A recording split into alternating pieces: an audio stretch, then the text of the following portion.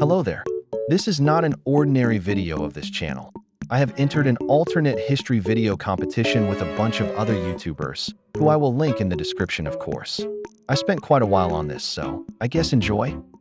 This guy? The East Indian country from the start of Wicso. You probably know him. And if you know him, you also probably know that history didn't go too well for them. They were invaded by Persia and got split up into many small weak countries. But today, we'll look at a scenario where fortune gave them a second chance, maybe even allowing them to become a world power. But, of course, we need to start somewhere. Here is East India in episode 15. By this point, they have no border tensions, and so they aren't especially on the brink of collapse just yet. So, Persia does what they do best. They invade. Persia is several times more powerful than India, and so they march right in with little to no resistance. In the treaty, Persia is not yet stable enough to take the entire country, so they instead annex the important coastal and frontier zones while also taking land up to the Indian capital. They will also install a puppet king there, as they don't want them fighting back. This might seem very backwards, as India is, pretty clearly, not getting stronger. But being a vassal of Persia, now Persindia, gives them added stability and defense.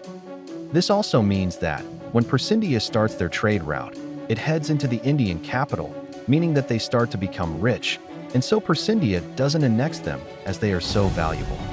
As expansion happens into the middle of Asia, India will expand quickly due to funding from Persindia.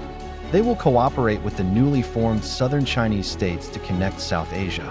This means that once the two main trade routes connect, India starts to become a vital world trade hub. After World War I, Persindia decides to reward India with extra autonomy and even returns to them some of the land that was originally taken from them. They do this to make sure that India doesn't rebel as they are getting ever stronger. Persindia uses this strength to their advantage, employing India to expand into Myanmar and Thailand, wanting to connect to their colony in Malaysia. India accepts this, much to the dismay of Vietnam, as they lose many lands that they believe should have been theirs. However, once all of the land has been taken, the Persindians become even more paranoid of an Indian overthrow, so they decide to split India in half, into India and Myanmar. The people are very angry, so Persindia thinks of ways to fix the issue. Persindia grants each puppet a colony in northern Borneo, believing that this will keep them content. Although this helped the situation, the imminent rebellion starts, with Myanmar stopping paying their tribute and severing ties with Persindia. Said Persindians mobilize quickly and attack through the border of India and from the colonies. But then India also joins the rebellion, instantly encircling all of the troops in the border zones. This takes Persindia by surprise, and they take heavy land loss. This is made worse when the two states merge officially and continue the attack even stronger and beating back Vietnam, who had been taking land in the east. The whole of Persindia comes crashing down as all of the colonies in Indonesia break away, and then West India declares independence. They slice through the country with ease, taking city after city until, eventually, Persindia and Vietnam surrender to the hands of the rebels. In the peace deal, Persindia is heavily taxed, with the Indonesian colonies getting split into 3 different countries, Guangdong gaining independence, and of course, East and West India gaining independence. In the absence of a large power in East Asia, the two Indias, North Indonesia, Guangdong, Guangxi, and surprisingly, North Afghanistan form an alliance for defense. This leads North China to form the Circle Pact earlier, with South Afghanistan, Tibet, South Indonesia, and a newly formed Southern Chinese Union. This scared Mongolia into joining the Crescent Alliance. Now they want to assert their dominance over some countries to prove themselves as a viable military power. So they make a landing on Mauritius and then start a full-scale naval landing on the newly independent Madagascar. After beating them, they then go after Tanzania, also a former Persindian colony. They sweep right through the weak country. After beating and fully annexing them, they then make several purchases from the Dutch and Galicians, using their great wealth from trade. As Galicia invades Somalia for the second time, East India uses their newly found presence in Africa as a chance to expand, and they invade into Ethiopia, quickly joined by Ireland and then other powers, as Galicia is not a strong colonial power. Quickly after, WW2 breaks out, and the Crescent Alliance is quick to join the Square Alliance as they are extremely against Persian expansion. This leads to the utter obliteration of Persia and Caspia. They also see great success in the African front, dealing great damage to French, Andalusia, and Catalan holdings on the continent, before then sweeping through Dutch South Africa, liberating Eswatini and Namibia. Vietnam also joined the war as they believed that the Indians would be distracted in other fronts. However, India made quick work of both fronts, meaning they could put all their troops into defeating the relatively weak Vietnamese. At the end of the war, India comes out with far more colonial land, which angers the EU significantly. Persia is fully destroyed and Caspia is reduced. Guangdong and Guangxi also unite along with the remnants of Vietnam to create Indochina. Ireland and Eswatini also join the Crescent Alliance. This causes tension to rise between the Circle and Crescent alliances until eventually China declares war on India. This leads both alliances into the war. At first, the war is very back and forth with little exceptions, such as Sumatra and Mongolia, who fall quickly, but eventually major members like Tibet and Indochina start to fall and Australasia joins the war.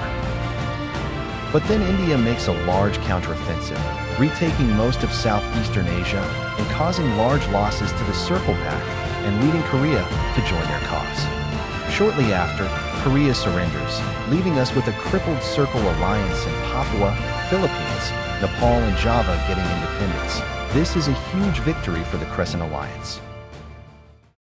But afterwards, India decides to move with the times and decolonization, releasing Sudan, Eritrea, Mozambique, Uganda, Somalia, Ethiopia, Kenya, Tanzania, and Madagascar. However, some of them decide to stay in the Crescent Alliance for protection. As West Africa breaks away from the AU, them and Libya get direct support from Russia, but India also supports smaller rebellions in the Sahel and Mediterranean. This leads to the old empire cutting supports as they know they can't win.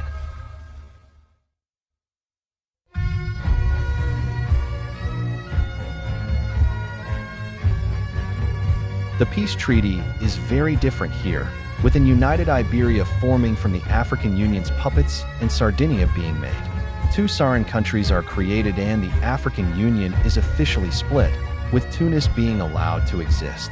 This leads to Libya cutting relations with West Africa as they have no similar threat, so they side with India, but don't officially join the alliance. Continuing with these proxy wars, the Central Mexican crisis happens, but this time, China can't support South Mexico, leading to the terror group launching a coup that takes over their government. India decides to support California in the war, declaring war on Texas, saying that they are supporting the terrorists as it is their army. South Mexico also attacks Yucatan while the powers are distracted in the north.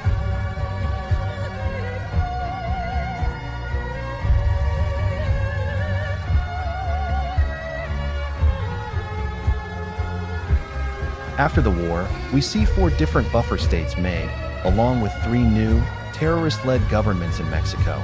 This also marks the end to the old empire's operations in the Americas. They also decide to join in on Russia's invasion of Blue Kyrgyzstan as they don't want them to get too powerful.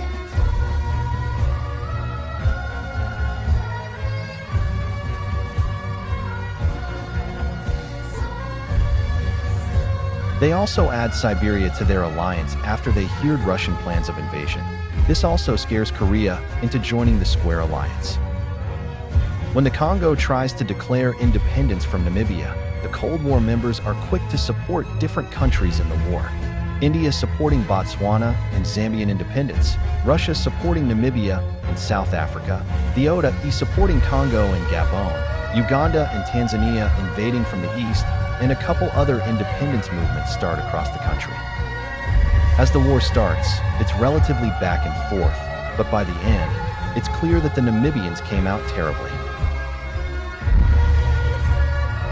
The new borders lead to huge polarization and several members joining alliances, along with the anti-Cold War Octagonal Alliance. Just a few months before the breakout of World War III, the Crescent Alliance launches an invasion of Tibet, which goes widely unpopular because of the high world tension, but eventually the Allies come onto, just before the outbreak of war.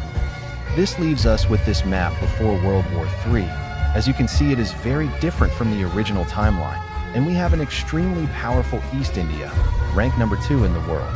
But this is where I'm going to leave this video for now. As for the World War, I will let you guys decide how it goes. I will have a bunch of polls in the future every day where you will decide how this world we've created here turns out. So look forward to that in the future. But for now, this is the end of What If Everything Went Perfectly for East India. I hope you all enjoyed.